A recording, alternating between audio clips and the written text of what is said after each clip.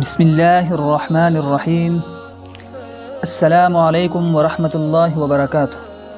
معزز سامعین و ناظرین، ہم آپ کو صحابہ کے جنگی معرکے اور کیسے صحابہ نے ملک شام کو فتح کیا وہ داستان سنانے جا رہے ہیں، لیکن ویڈیو دیکھنے سے پہلے اپنے سامعین سے گزارش کرتے ہیں کہ ہمارے چینل کو سبسکرائب کرے اور گھنٹی کے بٹن کو دبانا نہ بھولے، اور لائک اور شیئر کرے اور کمنٹس میں بتائے کہ آپ کو ہمارے ویڈیو کیسے لگی۔ حضرت یزید بن ابی سفیان رضی اللہ تعالیٰ عنہ ابھی یہ نصائح کر ہی رہے تھے کہ سامنے سے رومیوں کی فوج کے پیش روا اور اس کے پیچھے خود فوج پہنچ گئی۔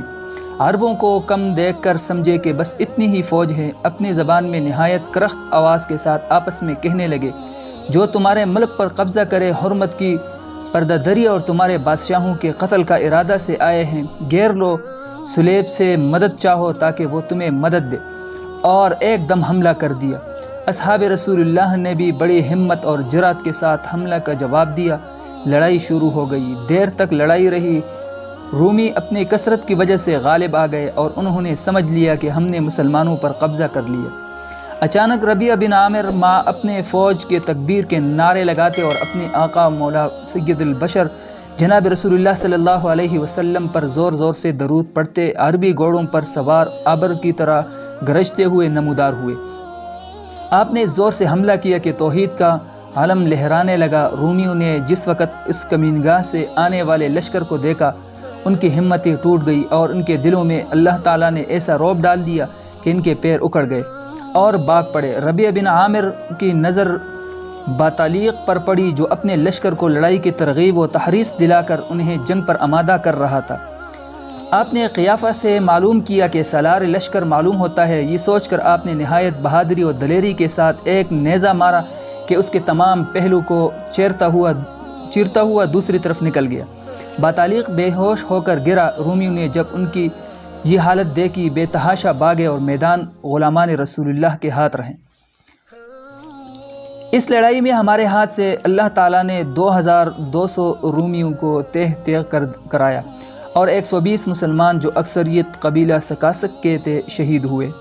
ہزیمت خوردہ رومیوں سے مخاطب ہو کر جرجیس بولا، میں کس منہ سے بادشاہ ہرقل کے پاس حاضر ہوں گا؟ سخت افسوس کی بات ہے کہ مسلمانوں کی تھوڑی سی فوج نے کس دلیری اور بہادری کے ساتھ ہمارے بڑے بڑے سورماؤں کو تلوار کے گھاٹ اتار دیا، ہمارے خون سے زمین رنگ دی، لاشوں کے تودے لگا دیے۔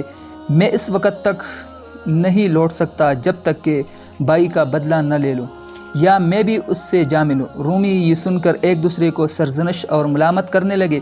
شرمندگی کو دور کرنے کے لیے پھر لوٹے، ایک جگہ خیمے نصب کر چکے تو ایک نصرانی عرب کو جس کا نام قدح بن واصلہ تھا بلا کر کہا کہ تو مسلمانوں کے لشکر میں ان سے جا کر کہہ دے کہ وہ اپنے لشکر میں سے ایک زیرک، عقل مند اور تجربہ کار کو ہمارے پاس بھیج دے تاکہ ہم اس سے دریافت کریں کہ وہ یہاں آنے سے کیا مقصد رکھتے ہیں۔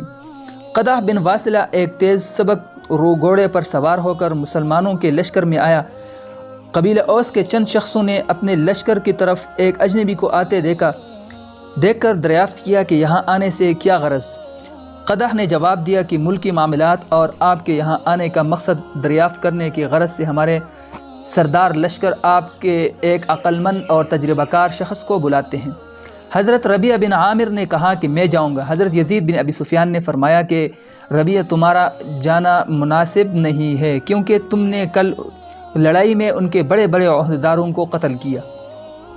آپ نے کہا، باری تعالیٰ قرآن شریف میں فرماتے ہیں، قُل لَن يُصِيبَنَا إِلَّا مَا كَتَبَ اللَّهُ لَنَا هُوَ مَوْلَانَا، یعنی اے رسول آپ کہہ دیجئے کہ ہمیں کوئی مصیبت نہیں پہنچتی مگر وہی جو اللہ تعالیٰ نے ہمارے لیے لکھ دی ہے، اور اللہ تعالیٰ ہمارے آقا ہے۔ نیز میں آپ اور تمام مسلمانوں کو اس کی نصیحت کرتا ہوں کہ آپ حضرات کی تمام توجہ میری طرف رہے۔ اگر رومی میرے ساتھ کوئی بے وفائی یا فریب کاری کرے اور اس وجہ سے میں ان پر حملہ آور ہوں تو تم بھی ان پر معاً حملہ کر دو۔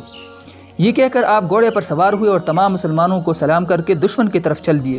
جس وقت آپ حریف کے خیموں کے قریب پہنچے تو قدح بن واصلہ نے کہا کہ بادشاہ کے لشکر کی تعظیم کیجیے اور گھوڑے سے اتر لیجیے، میں سوائے خیمہ کے دروازہ کے اور کسی جگہ نہیں اتروں گا۔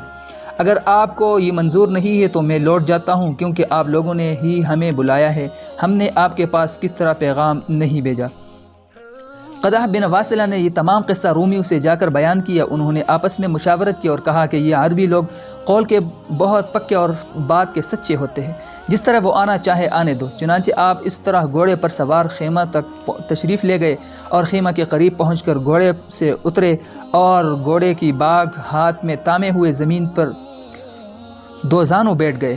جرجیس نے کہا، برادری عربی، تم ہمارے نزدیک بہت ہی کمزور تھے، ہمارے دل میں کبھی اس کا شبہ بھی نہیں گزرتا تھا کہ تم ہم سے کسی وقت لڑو گے اور ہم پر کبھی چڑھ بھی آؤ گے۔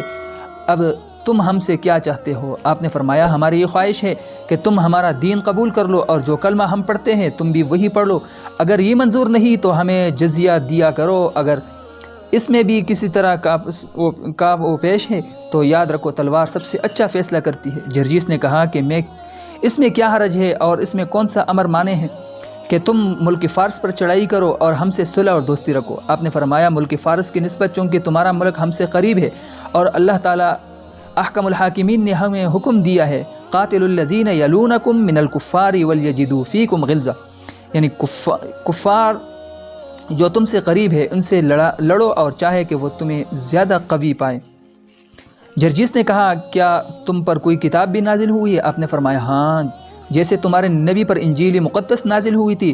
اس نے کہا، یہ بھی ہو سکتا ہے کہ تم ہم سے اس شرط پر صلح کر لو کہ ہم تمہارے ہر ایک آدمی کو 1 دینار اور 1 اونٹ غلہ، اور تمہارے سردار کو 200 دینار اور 10 اونٹ غلہ، اور تمہارے خلیفہ کو 1000 دینار اور 100 اونٹ غلہ دے دیں، اور ہمارے آپ کے درمیان ایک صلح نامہ مضمون مرتب ہو جائے کہ نہ تم ہم سے بھی کبھی لڑو اور نہ ہم تم سے کبھی جنگجو ہوں۔